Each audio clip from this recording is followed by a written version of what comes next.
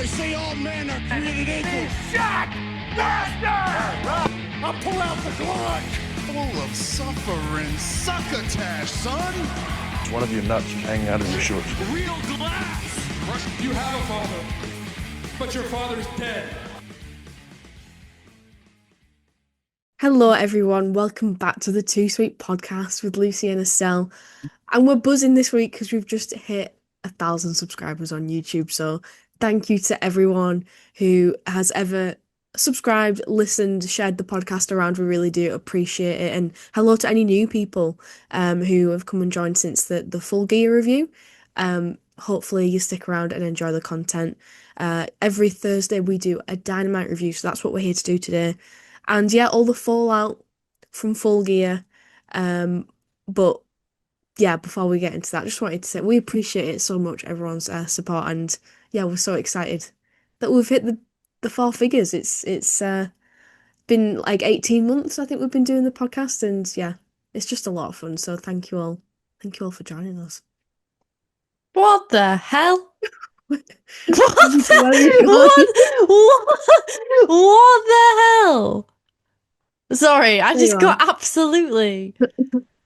What the hell, man? Right, anyway, that's a bit dramatic. Yeah, the camera just cut out. Thank you for 1,000 subscribers. We've been, well, not that, but we've been waiting on it for ages, but it's one of those milestones at the start. Oh, wouldn't it be cool to have 100? Wouldn't it be cool to have 1,000? And so to finally reach that number is it's just incredible. So yeah, thank you to, especially, like, obviously I'm very appreciative of all the new people, but big shout out to all the people who've been there since the start. I remember when we hit 50, I remember when we hit 100. So it's really exciting, because the sky is the limit with the podcast. I think we just have to believe in ourselves and push ourselves, because when we do, good things happen. And yeah, if you're new here, like Lou said, we do the Dynamite review. Sorry, I've turned on the fucking auto frame feature, and it's just great comedy for me. It's great comedy. I feel like I'm in a sitcom.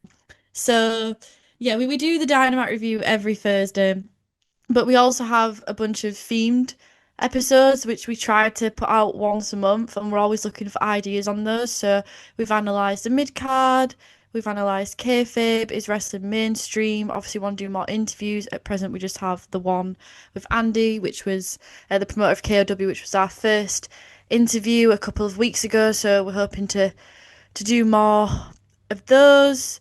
So yeah, I'd highly recommend, if you're new, checking out those videos. And yeah, we have our Christmas special coming up, which was one of the most fun episodes that I think we did last year. So I've been anticipating doing it for so long. We do like awards and little theme segments, so definitely stick around for that. And yeah, hopefully you enjoy it. Yeah, and as always, we're always open to feedback and ideas. So if there's any content you want to see, just feel free to let us know, and we're always reading every single comment, and we really appreciate any feedback and ideas for content. So do feel free to let us know. But all that's out of the way, and as the camera dramatically zooms out on a cell, and it's just absolutely hilarious. Definitely go if you're listening on Spotify. We don't have that many people listening on Spotify, but if you are, I would recommend going and watching on YouTube. Come and look at our lovely faces. Yeah, exactly. It's gonna zoom in again. It's this. Hey, there it is. This is entertaining. This is really entertaining. Should we just do this for the Christmas special? Just like move and watch the camera follow us around. Yeah, that'd amuse me, to be fair. A good few hours of entertainment could be had just using the auto frame feature. Well, Yeah. the Continental Classic kicked off this week, and shit is hitting the fan after Full Gear. So shall we get into our Dynamite review? Yeah, this week was fucking awesome. It was an Yeah, I know, right? absolute class show. I thoroughly enjoyed it. And I can't remember the last time I enjoyed AEW or Dynamite this much. It's been a while. And yeah, I mean, I was skeptical about some of the decisions and some of the changes. especially with the world title changing hands into Samoa Joe. But I was cautiously optimistic, and yeah, I'm really into it so far. I'm really into everything that they're doing so far. I was critical of, oh, there's a lot of tournaments going on. We've got the women's, we've got the continental, but as soon as it started the show and they announced the card and bloody Masquerade, oh my God, they must have known I had a hard day at work because that was like my saving That was grace. for you. Me specifically, yeah. I, I was like, no, this is actually really cool. There's so much kicking off, there's so much popping off. And I just had an absolute great time. And this week's episode flew by, absolutely flew by. Yeah, I totally agree. I loved how different every match was, but it was very like it was wrestling focused, so like every match was different but really solid in terms of like all the matches were long and were really high quality, but at the same time there was a lot of story development as well. So um yeah, and I'm so here for the Continental Classic. It's already looking stacked, which it always is, but yeah, it kicked off with like three matches, didn't it, this week? So what, like we're not holding back, we're going all in. So yeah, and I know what you mean about maybe being a bit tournamented out, but I know I also agree with you that like it seems to be working well at this point. Like it felt not too much this week, and I totally agree with you. The show went really fast. Yeah, absolutely. So to start with, we had a flashback to Full Gear with the Don Callis family and all the tensions that were rising there because the opening match was, yeah, absolutely starting off with a bang. Kyle versus Okada, Yeah, wow. which this match was absolutely I mean, every match was sick. Like, every match was just so good. So good. But this one was a great opener. I loved the dynamic between the two right from the gate. There was like such tensions, the technical wrestling. Don on comms, and he's just having the time of his life, both of them in the ring trying to prove themselves. It had great flow, and every move felt like a message. Every move That's so felt true. impactful. And you had Kyle sort of showboating, not getting the pin. So I know that Kyle had pinned Okada in previous Continental Classic, but I was not expecting him to win in this instance because it felt like the story they were priming Okada for is like the golden boy of the Callis family, the untouchable one. He can get away with anything because he always wins. Yes, we had Okada, he was calculated, targeting the neck of Fletcher, and Kyle sort of hurtling himself towards Okada full speed. All the aggression, all the anger, all the power, but Okada just able to coolly and strategically disarm him. And yeah, Kyle took it with the Casadora roll, which was insane because prior to that, he had a few near falls, and I was like, yeah, it's not happening. I still was like, but I was like, it's not happening. So when it did, I was like, whoa, whoa, Yeah. whoa, whoa, whoa, whoa. But I think, like, to your point, that there was great wrestling, but also great storyline because I think that does a lot of favors for Okada because how he sort of played it towards the end was really interesting.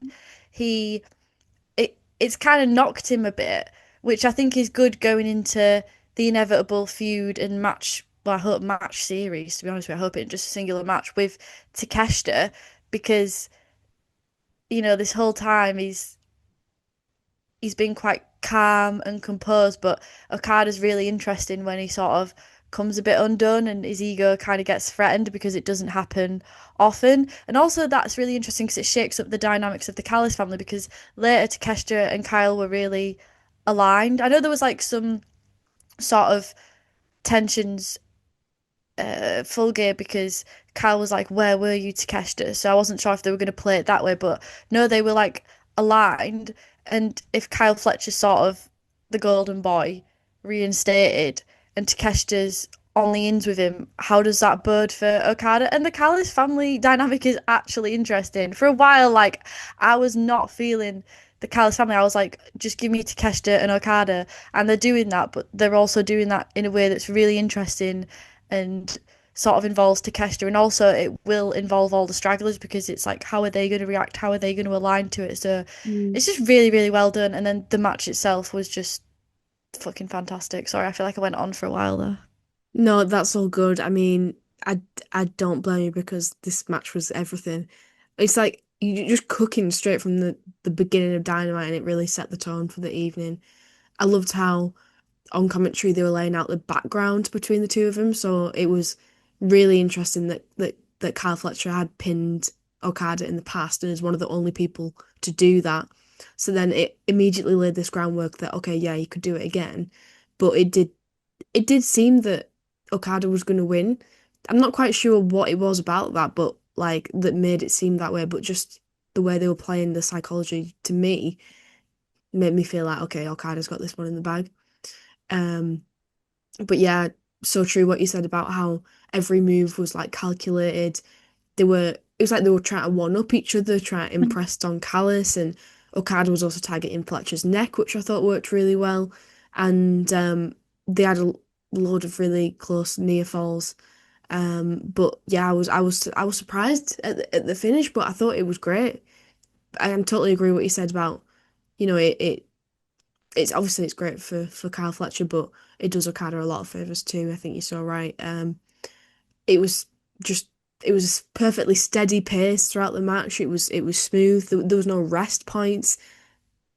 Just overall, chef's kiss. No notes. And also, I think the fact that Fletcher beat him, it's going to mean that Okada is going to take it out even more on Takeshita, I think, inadvertently. Yeah, that's so true. His his frustrations because yeah, he might not be able to assert himself above Kyle Fletcher, but with Takeshita, who sort of feels that entitlement, not because Takeshita's weaker, but also because of their history of Takeshita being his young boy. So, and then Yeah, it's really interesting because is Fletcher just gonna leave him to settle? But then also it means whoever the ultimate winner of Takeshita and Okada is, there's still going to be the question of well, who gets the lion's share of the Okada family? Who's the golden boy there? So just a lot of ego, and mm, it's and also the three men that have these egos just so happen to be three of the most fantastic, excellent wrestlers, specimens in professional wrestling currently. So no, so true. I, I mean, hell, what if it's a match No, I've got it. What if Come it's a on. match series and then we're leading to one of the match series being a freeway through some way through the storyline? Oh, yeah. Oh, I love that. That's a great idea. Because then you get the best Delish. of all the worlds. Yeah, Um, all the combinations. and I just love how Don Callis as well is just like just enjoying the chaos, like thriving in it. He's here for it, and it's kind of like it's like he's playing off that he's in denial that there's like tensions in the family, but I also think he loves the fact that there's tensions as well because it's making them perform better. I don't know. I get the feeling that he's not. He's genuinely not worried about it because he's secretly loving it. Yeah, because it's not, oh, we hate each other and want to leave the Callis family. It's we hate each other and we want to be. What the hell? This is so professional. This is so professional. Oh my God, but it's so funny. For the sake of people listening, Estelle's camera just like sweeped her over to the left, like really dramatically. That was so cinematic. Right. This doesn't matter. Right, it's not that. It's that they want to be the best. Yeah, competition breeds. I can't remember what the saying is. Competition breeds something. Competition breeds. Um, I don't remember what the saying is either, but I know what you mean. Competition is Yeah, good, basically. competition good. Uh, um.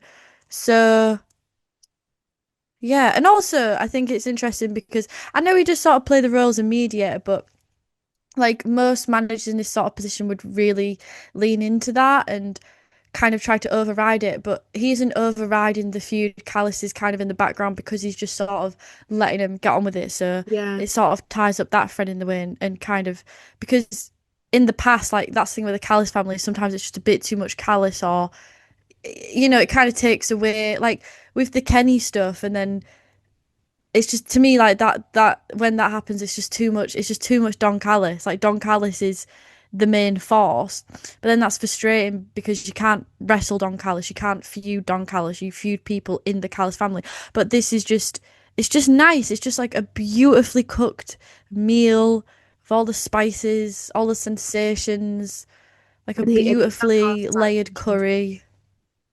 He's What, like sorry? Don Carlos is like the finishing touch. He's like the bay leaf in the sauce. Yeah, Like, Salt Bay.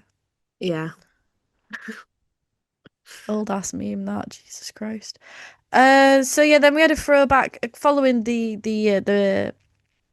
Don Callis thread. We had a throwback to what happened with the Bucks, with them rejecting the money and seemingly making up with Kenny. So then we had Lexi Nair outside of Kenny Omega's dressing room, which was hilarious because it was just a locker room with a shitty bit of paper printed Yeah. out with a Kenny Omega graphic. It was so obvious that that was like the men's changing room that night, but it just cracked me up how they were like, this is Kenny Omega's private locker room. Yeah. Because you know he's not the type of guy who would have a private locker room, is he? You Yeah. just know that about him. So anyway, she asked him what his relationship is like with the Bucks now. He says it's complicated, whether he's reunited with them or not, but if the fans are behind it, who is he to say no to the Bucks and that they don't deserve a second chance? And yeah, and then closed the door, and the Bucks then came out afterwards. And then Lexi was like really shocked. She was like, I was like, is it really that? Her I facials didn't were get so that. funny. It was Uh, like, is it that was just a bit of an overreaction? Like, dude, he's just talked about making up with the Young Bucks, and the Young Bucks have like left his locker room. Like, surely that correlates. And she was like, like it was just a bit oversold, but yeah. I saw a tweet which said, why the hell is this segment framed as if they've just had makeup sex? And it just cracked me up. But he's like, yeah, why was it framed like it's such a big scandal that they're in his locker room? Hilarious. Funny. So then we had Briscoe post match at Full Gear. He's got his bloodied face. He's all crusty and dusty. And this was really impactful. It was just him, no music, no sound, just in the back of the arena. And he was talking about how he lost his brother and then how he was on a losing streak and he couldn't seem to get on the up, as it were. And it was quite poetic. I like the line of, when yes, I've been on a downer for a long time, but when family's involved, and I know it's cheesy, like family, my family, but when my family's on the line, that's when it changes everything. I thought that's like so full circle, and he was talking about his road family and his home I love family and how that, the yeah. titles for everyone. And I was just like, oh, Matt Briscoe, you're so wholesome. I love you, crazy chicken man. Yeah, I know, me too. I love that line about his road family and his home family. Just so sweet. So then we had the first semi-finals of the women's tag tournament, which was the Babes of Wrath versus the Sisters of Sin. I thought it was a really, really good match. A lot of synergy. Um, yeah, a lot of synergy because these two teams are just very, I can't think of the word, they're just very uniform. I mean, Sisters have been together for a long time. Harley and Willow work really, really well together. I thought they were just doing awesome, awesome work, and I didn't feel like the crowd reaction was as good as it could have been. They also wrestled a really clean match. Yeah. Uh, yeah, yeah. And it was the backstabber to Julia via Harley, and then she fell into Willow's powerbomb. So the Babes of Wrath picked up the win, which is a really interesting outcome, but I think it Yeah. was the right outcome because, yeah, as I said, it's that Sister Sin, this kind of feels like a tournament designed with teams like that in mind. But then if someone has more charisma and is more over with the crowd, even if they're new, I think you should always go with that option. You should always Mm. be flexible and try new things rather than just be rigid of like, oh, well, this is my tag team. And it's a shame, but like, it's not that they were bad. It's just I don't know, like their act really needs Tekla, and when she's not there, for Yeah, me, you true. can really feel it. Like she's sort of the glue that holds them together because they're both great in ring. But I think the issue is Willow's a star by herself and Harley Cameron's a star by herself. So when you put them together, it's like fucking, it's Babes of Wrath, baby. It's the Babes of Wrath. But Hmm. Sisters of Sin, it's like Julia Hart and Sky Blue are great in ring, no doubt in that. But they can't really cut a promo, and True. they're about half as much star power of the ladies I've just mentioned. And then you've got Tekla who makes it even more abundant. Like it's such a contrast there for me of like the star power and the charisma. Yeah. So that's just the way it goes. And sometimes you get your opportunity. You only get one shot. Do not miss your chance. Sorry, I was gonna rap then, but like that really You've only got flopped. one shot. That Do not really miss your that really chance to flopped. blow. Yeah. This opportunity comes once in a Step lifetime, back though. to reality. Oh, there goes gravity. Yeah, so like that was their chance, and this tournament's been their chance. And to me, I've seen more of. I don't want to be a down on them. More of the flaws of the team than the successes, but I don't want to be a downer because they are good. Mm, But I think to me, it becomes more apparent of why we need Tekla and start. But the match was really good. As I say, the sequences were good, and the fact that both teams were so uniform made the match very harmonious and and great to watch. So I do wish that the crowd would have picked up a bit, but obviously the Okada Fletcher match was so intense and they were so burnt out on that, I think, that oh my lord. oh, okay. The camera just zoomed in on my face for no reason at all. Um, I think your criticisms are very fair. Because yeah, I like the. I mean, Julia Hart and Sky Blue have a cool gimmick, like that. No other, well, the Triangle of Madness as a whole, that no one else in the women's division is doing. You're like, oh, they're spooky and they're scary. Put them together in a faction, yeah, it works. But I agree with you that there's a little bit of lacking of charisma in the Sisters of Sin, which is unfortunate because like you said, I really enjoy their presentation. I really enjoy their wrestling. But I was shocked that they didn't win. But you talking about that, I mean, it makes perfect sense. I didn't want either of these teams to be eliminated. Um, Yeah. and I think it's undeniable that Willow Nightingale and Halle Cameron are just like infectious with the charisma and they're so instantly likable. They look great as a team. They've got matching gear now. Like they they're funny at the same time as being genuinely really good in the ring. Everything about them is great and yeah, they seem to have more momentum, so it makes perfect sense that they would be the ones to go to the final. I guess now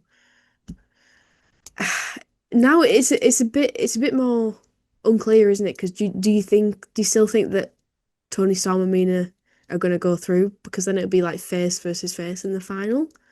Or do you think it's now more likely that Megan Bayne and Marina Shafir are going to go to the final?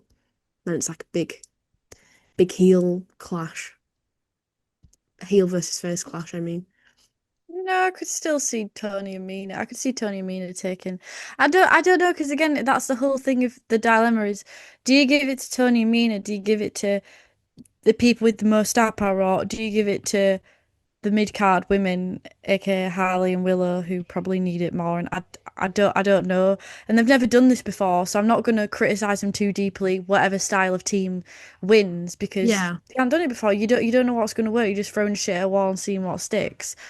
So, and then there's also you want a title to feel prestigious, so you want to give it to uh the the best champion, the best. You want the champion to have the highest star power and like most legitimacy. But then that also got me thinking about Ricochet because he won his title, didn't he? And we didn't see him on True, this very week, true. which is interesting that they didn't even give him like a short segment to be like, oh, if Yeah. anyone wants my title, come get it. But yeah, and I mean, when we saw them live and we saw the Toxic Triangle come out, like the presentation was really cool. And I remember thinking in person, like, damn, this is quite cool. And I remember like connecting to it there in the live crowd. But I think the issue is the gimmick is too big for them. That it's like the gimmick wears them rather than they wear the gimmick. It's like a too Mm, loud outfit. Like they're not the people for it. I don't know, like this gimmick. And I think as well, like they're surrounded with people at the minute in the women's division who are really camp. And you've got Willow and yeah, Harley were turning it up to 100. You've got Tony Storm and Shirakawa who are turning it up to 100. They need to camp it the fuck out. They yeah, need to yeah, really commit to the campness of the gimmick. That's the only way this is gonna work. But they just don't. They have like, oh, we're too cool kind of vibe, yeah, which is fine. yeah. But But they just, Tekla I doesn't. feel Tekla does amp it up. I feel like they'd work better maybe in a different sort of women's division, but it's just unfortunate. But it's not a write off. Like it could still come round for them, but Yeah. they do need to step it up a bit because yeah, Tekla's great and Tekla keeps the act floating. But what's going to happen when Tekla inevitably launch pads out to become a Mm. solo star and you sink down to the bottom of the ocean? Well, I think maybe that's why they didn't go to the finals because they work better as a trio at the moment, and But that then what? will. How we don't have a trios division in the women's, so That is true. what does That that is true, mean? actually. Yeah, that's a really good point. I guess su I don't really have an answer for that. Like supporting each other in their solo endeavors, maybe. Um, not sure. I'm not sure, but I do think that it can still work. Um, overall, really enjoyed this match. Yeah, yeah, really, really enjoyed it. Yeah, it was it was pretty nice that I guess for me the unexpected team won, and I was quite surprised, which is is always quite exciting, I suppose. Yeah, and not a jarring surprise. Not like a Yeah, oh, this is really damaging. Just like a pleasant, as you yeah, say, oh, that's nice. I'm happy for them. yeah, precisely, yeah. Okay, so moving on, we next had Masquerade versus Moxley, which again, I'm just gonna be saying the same thing every match. This was fucking incredible. Absolutely loved it. Love Masquerade, as we all know. I'm on the hype train. I get it. Biggest fan I of get it now. now. When all the people comment, Bandido, Masquerade are really good, Estelle. You just need to give him a chance. And I would scoff and I'd be like, ha, what do these marks know? But you know what? No, you were right. You were right. He is so fucking good. And this was hilarious because even Grandpa Mox was pulling out the lucha moves. He got a bit Oh excited, my bless him, God. and he did Unk the still toe got fit it. and he kind of overshot it. It was really funny though because when he was running, you could see like how inspired and amped up he was Yeah. in the presence of Dorado. And he went so far. Yeah, Unk still got it. I loved how like they wrestled all around the ring. I loved how Masquerade sort of utilized his space, like kind of I don't know if it was like a running bulldog sort of thing over the barricade. Yeah, When he was at the top of the ramp and he ran down and then Mox caught him yeah, with the just fist. But punched him. like Masquerade, I think is really, really good because he's not only doing big spots, he knows how to pace himself. Because a lot of criticism of like that lucha style or that high flying style, it's, oh, it's just move after move, it's just spot after spot. But I feel like he really lets his spots breathe. He works with the crowd, he works with the Yeah, cheers. He's just a fucking master, man. He's so good, and it's not just because he can hit these. Oh, he can hit these really cool moves. It just his flow and his understanding and his selling and all like the subtleties that underlie a good wrestler. Not just I could do a big move. I'm strong. I can oh do yeah. a flip. Just working the camera and I just can't sing his praises enough. I think he's absolutely fantastic. Yeah, I think you're so right. It's very well rounded. Like they did like techie stuff at the start. Um and like Dorado's very crowd pleasing. Like people want to cheer him, and, and his moves are very, yeah, like I said, crowd pleasing. And so I think you're so right. He lets them breathe and lets people cheer him, and get that, just get that moment and let it settle without going go go go move move move. Yeah. And the finish was the shooting star press. into the sleeper, which I thought was a great finish. Yeah, me too. It allowed Mox to get a win, but it didn't make Dorada look weak at all. Like sort of was flailing around and passing out. I think that's passing out is to me the best way to lose because it's like you're not actually tapping. It's like you're fighting right Mm. until the last possible moment. So yeah, I thoroughly enjoyed this fight. It was great, and what a fun matchup as well. Mox with the luchador, but sometimes like Mox can sort of fall into the trap of like grounding that person, and it could have been the case that it was lots of sleepers and lots of chokeholds, but it wasn't. Mox really let Mox flowed with Dorada as well. So I think Mox deserves praise as well for sort of adjusting his style and flowing with Dorada because that's a different sort of style or a different style of opponent that he doesn't normally face. So yeah, just incredible, incredible stuff. Yeah, and I think it would have been easy for them to fall into that trap of like just telling a very simple, it would have been effective, but it would have been very simple story of, oh, he's the high flying guy and John Moxley's a brawler and he's just stopping him, he's grounding him, which they did to an extent, but they just made it far much more engaging than that. And like Moxley was trying to meet him sort of in the air a little bit. And then the finish as well just worked really well because Mox looked brutal, but he also a little bit desperate, I felt like. Desperate, yeah.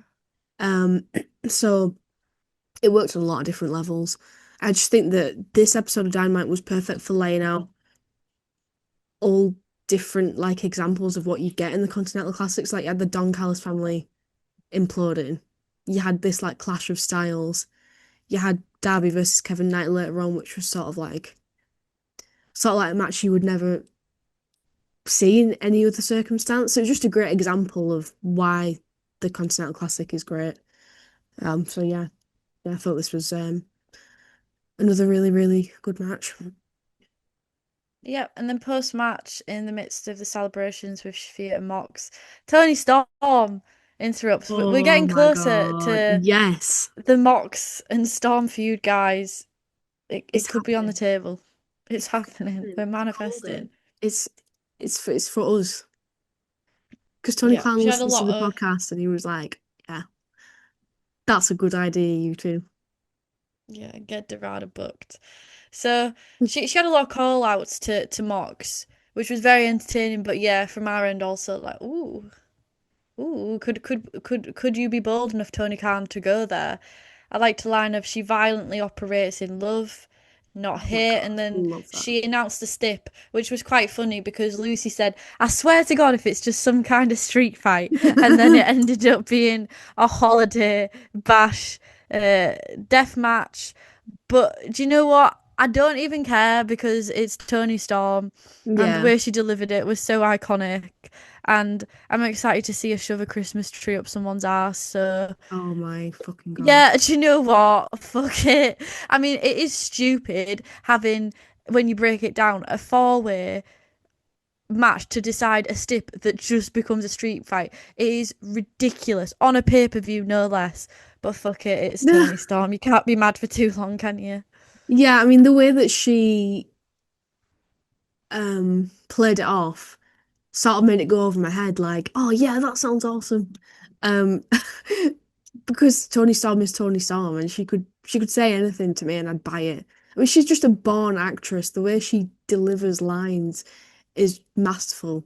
Um when you deep it, yeah, it's a bit ridiculous, but it it's fine. And the way she was going after Moxley was just amazing. Like, oh my God. She said, where you operate in Mox fear and catching all love. the strays. Yeah. Where you operate in fear and hate, I operate in love, which is far more violent than you could ever imagine. I was like, oh my God, this is art. This is high art. So we've realised we might have done some of the segments out of order. So if it's a bit mixed up, we're sorry. But the stream we watched didn't have um, Masquerade Dorada versus Mox and Kevin Knight versus Darby Allin. So we finished the show, both of us, and then had to catch up later. So we're covering everything, but it just might not be Might be a in little the out right of order. order. Yeah. So after that, we had Stat with Renee, and she was talking about after pinning Monet. What's next? And Stat is like, well, I don't know. I like I don't know how to summarize. I liked it. I liked how quirky it was, and I did find it quite endearing. But I do have a big place in my heart for Start. But she was basically saying, there's been a lot of disbelief. People look at her and they have disbelief that yeah, she's pinned Mercedes and Tony Storm, which is wild when she says it like that. And she's like, Yeah, yeah, I've won the TBS and I've won the women's. But I think I love the fact that Tony has pushed Start because I know that Tony Storm is AEW through and through, but I think it's really nice that the three women at the top right now, you've got Mercedes Moné, who's sort of like a champion of the world, a veteran who's been everywhere, done everything. She's kind of like a celebrity that's come in yeah, and worked with the women. You've got Tony Storm, who's elevated herself through AEW, but has a history outside of that, like with NXT UK and everything like that, and with NXT. And then you've got Chris Statlander, that basically, yeah, she made a name for herself on the indies, but she really came through AEW. And I just love the yeah. fact that a homegrown talent has been given those accolades and has that has those stats on her profile. I think that's really cool. And yeah, she's basically just saying I'm looking towards the future, and basically she's open for competition. So yeah, who do you think will step up next for the women's title? Because the way she phrased it was like women in the business. So I'm like, is someone from outside the company stepping in? Is someone new coming in? Is that kind of what I feel like she was hinting towards? But I don't know. It's hard to say because like I don't know. I just think it's really hard to say right now because with the Yeah, women's tag and a lot of the women are wrapped up in that, and then you've got Mercedes, so then it's like, yeah, who's actually left over? I mean, maybe Athena, maybe. Yeah, that because could be if a good Athena shout. actually wins, if Athena actually wins the title at some point down the line off start, I think that would be a valid winner, and also would tie in feuds with Tony Storm and Mercedes because Yeah. they have relationships and history with her. So I think that would be quite interesting. Who got the pin on Mercedes in the tag tournament? Oh wait, that's not relevant. That doesn't answer the question. I'm just thinking out loud. Who might potentially somewhere in the deep future challenge her? But yeah, it's a good question. I don't really know. I feel like Maybe Tony don't know. Maybe that's why he phrased it like this yeah, I mean, generic kind of PR bullshit of I wouldn't to be the future. surprised. I wouldn't be surprised to be fair. I mean, Sisters of Sin maybe, but I feel like not Triangle of Madness, I mean, but they don't really have a claim Oh, to a Tekla, title, hell so yeah. Come on, Tekla. Come on, girl. yeah, that's kind of who I mean, but I don't know if she's earned it. Maybe there'll be a number one contenders match or something.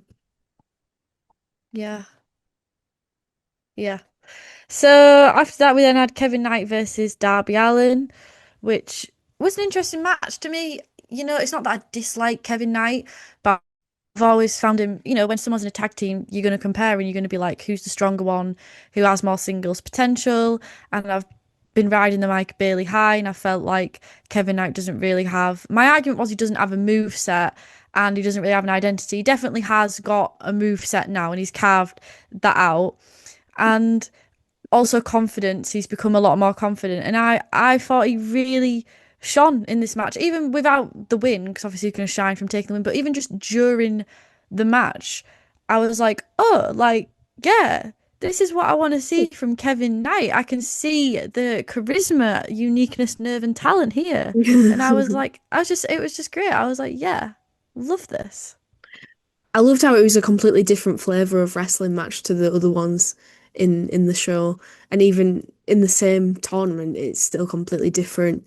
It felt like I was watching two crazy people being like reckless, and I loved that. It was like a high chaotic pace throughout. Um, and yeah, all credit to Darby again. He always makes his opponent look amazing, and it's just proof he can do that even against someone who's like similar size and stature to him. It doesn't have to be against like a big beefy wrestler. Yeah, Kevin Knight looked absolutely fantastic in this one. Yeah. Darby sort of tweaked his knee, didn't he?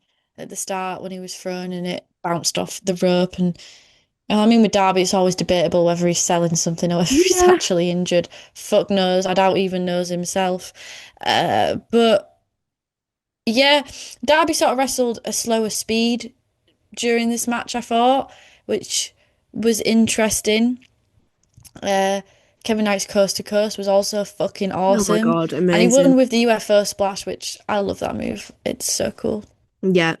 So The way beautiful. he did those two moves, the coast to coast and then the UFO, just looks so effortless, and the amount of air that he gets is just unreal. Yeah. And then Darby lost completely clean to him. So, I mean, yeah, it's a big moment for Kevin Knight. Big rub. Which is interesting, isn't it? It's it's Yeah, it's it it's is. interesting. I don't know what story they're trying to tell because it's just weird with Dab because I'm not mad at it because I do think Kevin Knight should have won and I'm happy with that result. But then I also just think like, he came out of the Sting retirement and he looked really strong and then he kind of got beat down on and he never went anywhere. And then he beat Moxley Yeah. and then it's never really, it just never, like, the momentum never picks up and he never really goes anywhere. But then also, Yeah. his losses don't really tell a story because it's not like he's going to have any deep reflection of, like, oh, maybe I need to turn heel. Oh, maybe I need to switch up my move style. Oh, maybe I need to do this. Maybe I need to be more serious. He never changes. So it's just like a total, like, plateau, It's just like fucking Groundhog Day. Yeah, I know. And what they were saying on commentary was, um, oh, we were questioning earlier, what is Darby Allin's limit? Has he hit his limit? Is this his limit? When he lost the match. So maybe that's going to lead to like what you said, like him having some self-reflection, doing Doubt. something a bit different. But yeah, so Doubt. I doubt Doubt, it doubt, very much. doubt. And also, it's just like I get the whole idea of someone being exhausted, but he didn't. If they were going to tell that story, he should be. I get that he tweaked the knee, but he should be crawling. He should be trying to do a move and then collapsing. That's how you tell that story Mm. to me, clearly to the audience. And maybe they will, maybe in further matches down the line. But I highly doubt it. I just doubt it. And also, it's difficult to tell that story when you see him do such death-defying things and comeback Yeah, after comeback after comeback. It's like, really, fucking Kevin Knight in the Continental Classic in a 10-minute match is what kills him off. yeah, yeah. I know, Okay, right? I know. sure. Anything else to add on that, or should we move on? Um, let's move on. Okay, so then we had Samoa Joe coming out with Hobbs and Shibata, and I do love seeing Will Hobbs at this level, though. Despite everything, it is great to Yeah, see him up there. And despite everything, it's still him. I hope he gets. I'd really be into it if he turned face and he sort of challenged Samoa Joe and they did that. I'd Oh I'd be really yeah, into love that that. because when else would you get an opportunity to do that or have him be so close to the title and just see what happens and see if he gets over and I mean he is over, but like see if he gets over at that capacity and how many people get behind him. Might as well experiment, I feel like. Yeah, yeah, I also think it's interesting that similar to the Death Rider situation, we've now got the trios and the world title on a heel stable at the yeah, top. yeah. It's an interesting repetition, isn't it? Yes, it certainly is. Yep. It's I don't know. I don't want to get too deeply negative about it because I do feel like it is kind of not great. But taking this show on face value, like we said at the start, I really enjoyed it, and you don't really feel that repetition. So I don't know. Did you not enjoy this segment? Because I really enjoyed this segment, and I was Yeah, like, you know what? Actually, maybe I am into the Ops being on top and Samoa Joe because what we got from the segment, I thought was really cool. well, yeah. I didn't dislike the segment. I didn't. I don't know. I feel like I got the most out of it when Hook came down, and then Really? when Hangman and Swerve, like I feel like that's Hook's when it what got, did it for you? no, no, no. When Hangman and Swerve then came out, I feel like that's when it got really more interesting. I, like I thought that Samoa Joe cut a fantastic promo. I thought that Hobbs was showing quite a lot of charisma in this too, but it wasn't rocking my world. You know, it's a heel promo. It's a heel faction cutting a promo. You know? Okay. Okay. So yeah, he was cutting his promo, and then we cut to the back with Swerve coming out of a chair with a chain and the stapler being handed to him, and Hangman comes out to the side looking just like his boyfriend. Yes, Like so it literally true. looked like his bitch. Like Literally, I loved it. they are so obsessed with each other. With matching chains as well. Are you kidding me? Yeah, so Are you boyfriends. kidding me? And then Hook came out, and it was so funny because of just no reaction. No, I there was wasn't. cringing. Yeah, I was really, and because his music's really quiet as well, they can't like turn it up. And it was just yeah, embarrassing. Like he came out and like I feel like he was expecting like boos because surely if someone's turned heel and caused the world champion Hangman Adam Page, everyone's favorite, to lose the title, surely they should have some heat from that. yeah. Nothing. I feel like Crickets. do we It was think it was just cringe. this crowd being a bit dead? Because No, I just think Hook's never gotten over. He's never been taken seriously, and it's just hard to take him serious. Like whenever he does something, it just I don't know. feels Nothing everything he ever does really. sort of feels ironic. It's like, Yeah, okay, if you don't care, Hook, yeah. It's do we nonchalant. care? He's very nonchalant. So then Yeah, everything just feels nonchalant, I guess. yeah, So yeah, he comes out and he's cut off by Swerve. Hangman and him come through the crowd. They take out the ops NPCs and they then choke him, two of them with their chains, and we witness Twink death. And I just thought it was a hell of a lot of fun. I had a great time, something different, something interesting, something stimulating, and yeah, I like it. I like it. I like it. yeah. Totally. I've got an open mind about it. I think that I just still think it's hilarious that the Ops dojo is suddenly a thing. Like that's not been explained. There's just apparently these random people wearing Ops They're just merchandise generate. backstage. Yeah, there's a I want an spawn Ops point. Dojo t-shirt. I think that'd be hilarious. I want They one. just keep on spawning. It's like a beat 'em up video game just for Hangman and Swerve to just do some teamwork and get some reps in on them, which I just find hilarious. But how interesting is this? Hangman wearing his black leather jacket, not wearing his brown jacket. And also, he's drinking again. He took a shot at the And his bar. hair isn't as curly. Yeah. Oh my God. It's all downhill from here. And like I say, Swerve's gonna prey on that.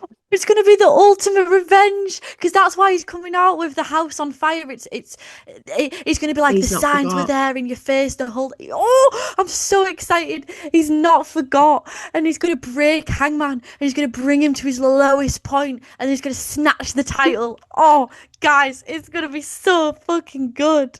Oh The my angst. God. He's so There's two sick and types of people in twisted. this world. So There's sick like and people who twisted. are like thriving off of it. I can't no, because like Hangman's gonna look up with like puppy eyes. He's gonna get him to become his friend. He's gonna get him to become his friend, his lover, his brother, and then he's gonna stab him. Oh, it's gonna be so good. And then Prince Nana's gonna be like dancing. I can't wait. I Yeah, can't wait. that's so fucking true. Oh man. The fan fiction writers are cooking right now. I just know it. Oh God. No, I'm not ready. I'm not ready. And then what if MJF comes back and he sees Swerve for what he is and he tries to like convince Hangman, but because Hangman already has like his perceptions of who MJF is because of their feuds, he doesn't like believe him. Yeah. And Hangman's like, And what if trust me, Swerve I've fucks been up there MJF before. on the way as well? What if Swerve sets up what if Swerve is like the ultimate mastermind and he sets Oh up MJF as well? my I God. just want Swerve domination. Yeah, This is what Swerve I being want. the most evil man on Gutted. earth. He's only he's I only just just love how returned. like I was just like it's such a disaster the setup today. But anyway, yeah, sorry. Swerve, he's only just returned. He's only just returned and you fantasy booked like 6 months of programming here. But no, but I think I've been saying for the past year, I want him to turn heel again. I want to Yeah, see the yeah, Swerve yeah. of old. And his theme song, it's edgier, Different, yeah. it's darker. You can't dance to it. Yeah. But Prince Nana's gonna dance anyway, because he dances to Yeah, but anything, Prince bless Nana can him. dance, but like the crowd can't like dance, which is like very heelish, I feel like. It is, yeah. Certainly is. And that fucking house being set on fire. Why else? Why else would he show Swerve's house being set on fire and then come out with Hangman? Yeah. That makes no sense. That is planted. That is Because planted, why? bro. I feel like a Yeah. conspiracy theorist, but it's happening, guys. It's happening. You spit in facts. It makes sense. It makes sense. I'm here for it. The Hell yeah. angst. So next up we had Claudio versus Orange Cassidy, which is just a classic. It's It's just all an reliable. absolute it works. Every fucking time it works. Yeah. Hell of a lot of fun. I had a great time watching this. And yeah, the pop-up orange punch always goes hard. And that uppercut towards the end. Woo! Woo! Ooh. Delicious. Yeah, Claudio takes the win. Just there's not much to say. It's just simple but effective and fun. Fun for the whole family. Yeah. I mean, it really is. It's Claudio doing classic strongman things that he does. Orange Cassidy doing classic Orange Cassidy things, making people laugh. Claudio bringing the misery, like the top heel that he is. So much better as a heel. I can't believe he was ever like a face in WWE, just as a side point. Like, what a perfect heel. I always laugh when he does like the neutralizer thing because it's so goofy. Like, can we talk about that in more? Like, it's just so ridiculous. Like, who would do that during a match? Like, in a real fight? Like, oh, I've just got to twist my head Oh yeah, like that. before I land this move. Like, it cracks me up every time. It's like he literally wastes like 3 seconds just for aura points. It's That is so so funny. true. I never even thought of that. But You'll you're think it absolutely every time right. now. Yeah, I will. God damn it, you just ruined my favorite wrestler for me. Um, but yeah, and I thought it was And then interesting as well. Swerve comes out. God. Um, what was I What even? if right, no, Go stop on, stop booking. Stop booking. go on. I was gonna be like, what if like the finish is like he sets Hangman on fire? Yes, full circle moment, ultimate revenge. Right, anyway. Yeah, this But match was fun. it was, and like on commentary, they pointed out that Claudio's going to have to face Moxley at some point because they're in the same bracket on the Continental Oh, your Classic. dreams. Your dreams are coming true. Yeah, I mean this episode is literally for us. That's going to be next week. It was announced later on, so it's just my delusional ass. Maybe that's when shit's going to implode in the Death Riders. I don't know. I'm not going to dwell on that point because we've talked about it enough, and I think we've Why established have it. you got a fidget spinner? Well, because girl, Why is that in the I can't sit still when I'm recording the fucking Is podcast. this Don't come for me. 2016? I have What lots the of hell? things. Right. Oh, This right, all the okay. stim toys. No, Yeah, look at this but do one. you This one's the think best. It's like magnets. what the hell is what is that? It's like magnets. Oh my Anyway. God, what is that? No, anyway, do you think Manchester will get Takeshita and Okada?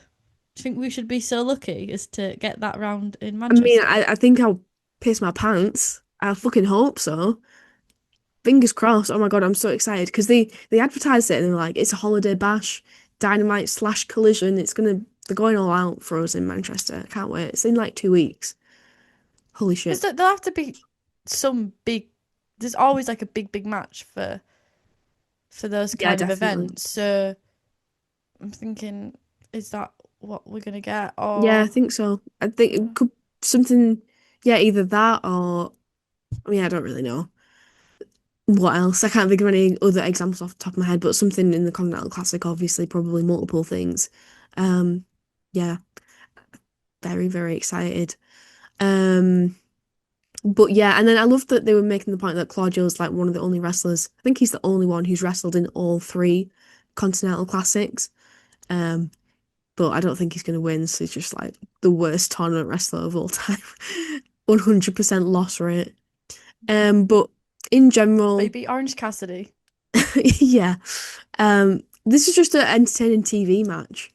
It's not going to change the world of wrestling. It's not the best match in the history of wrestling, but it was just perfect for TV. I know when you said it was fun for the whole family, you were joking, but like it really is because it's just like it's just perfect. I think anyone can get invested in watching this and quite easily understand the simple story that they're telling. Um, But yeah. following your fantasy of Claudio, if he does overthrow Mox, do you think? Mm. Sorry, this is totally left field, but do you think Shafir would stick with Mox? Because I think she would, and I think they'd become like their own act. That's interesting because I've sort of always looked at it like Because she she has blind loyalty towards him. Like she has loyalty towards him above all else. I just cannot see her being a Death Riders 2.0. I don't know. I feel like it could go either way because I think that she's yeah, I know she's blindly loyal to Moxley, but I also think that she is sort of like no nonsense and will cut out the weak point, even if it really hurts her to do that. I get I that. don't. I don't I think know. she will. I think I read her as more like yeah, she'll cut out the weak point, but her weak point is Mox. Mm, Like she's like a dog for him. She's like a guard dog. mm. Like yeah, she's like a dangerous like XL pit bull, but like that's her owner. That's like like she has ultimate respect and like whenever it's like when you say when he loses, she's not angry, she's upset. Yeah, that's why it'll hurt her so much. It's like Yeah. she has to put, if you look at it the other way, like he's her dog, because she's the one like telling him to do, like slap him in the face and shit like this. She has to put the dog down and it's gonna break her heart. No. No, I don't buy it. So anyway, post match Renee came out and I said she was interviewing Claudia. We've got Speedball versus Pac on Collision. Oh, that's gonna And bang. then Orange Cassidy was being antagonised by Wheeler Yuta because, of course. Then there was a beatdown, and then we had loads of people come down. Speedball, Masquerade, an interesting Fletcher and Takeshita, which is interesting because they're heel adjacent. So that's interesting. It's like, is that hinting towards a face turn? So that was fun. But also, it was fun from the fact of like, well, this is the Continental Classic. It's kicked off, and here's the people involved, and here's the chaos. And I really enjoyed the finish. I thought it was very strong, and yeah, really enjoyed Dynamite. Yeah, and I thought it was hilarious that like Okada was watching just the chaos unfold and not getting involved. Um, you know what I thought was really cute as well? Marina like made sure that Renee was safe and like helped her out of the ring. I was like, oh my God, that's so freaking cute. Um, but yeah, I thought it was funny. I also thought that the crowd was dead during this segment too, and I thought it was quite exciting. And normally, the crowd would be like on their feet, like Popping for every person, yeah. yeah, and like wanting them to fight and stuff. But it just felt like no one really cared. So I don't know. Maybe they were all just a bit sleepy. But I thought it was a pretty hot angle to end Dynamite on. So what would you rate it overall? I didn't dislike anything about Dynamite. Easy, so I I'm think it should be a 10. I mean, yeah, I don't know. It feels super like super high, and I'm just like, well, should it be a 9.5? But then I'm like, what? But what drags it down? Nothing really. Nothing. No, it's a perfect episode. Agreed. It's a 10 out of 10. Absolutely. I mean I'm just gonna have a really super quick glance at our spreadsheet. I think it's the first 10. Oh no, All In got a 10, but it's the first We're on the first Dynamite Dynamite. of 2025 that got a 10 out of 10. We've had 9.5. But yeah, 10 Lucy and Estelle points out of 10 for Dynamite this week in the wake of Full Gear and the beginning of the Continental Classic, women's tag tournament kicking off. Yeah, it's all looking pretty good, and that's really nice because the last week's Dynamite was a 4, so that's a huge jump up, which is really reassuring, I think. Four to the first ever 10. Yeah, Well, it's good that they're getting themselves sorted out before they come to Manchester. That's what they need to do. They need to prioritise me. Absolutely. I mean, it's for us I've paid only. my money, and I know everyone else does every week, but I'm special. I'm the main Yeah. character. I mean, we deserve So it the most. yeah, we deserve the greatest storylines, the greatest matches, Um, everything. this is quite interesting. So that last week was the lowest ever Dynamite of 2025, and this week was the highest ever Dynamite. I It's mean, wild stats, man. it's to give you whiplash. But yeah, let us know in the comments if you agree with our rating and what you're thinking so far of the Continental Classic and everything else that happened this week. If you haven't yet, subscribe, please do. And also, if you're listening on Spotify, you can follow us and you can leave a 5-star rating there, and that would really help us to reach more people. But as always, we appreciate all the support, and we'll see you again next week. I must bid you adieu, goodbye, and good night, bye. I wish you died in the womb!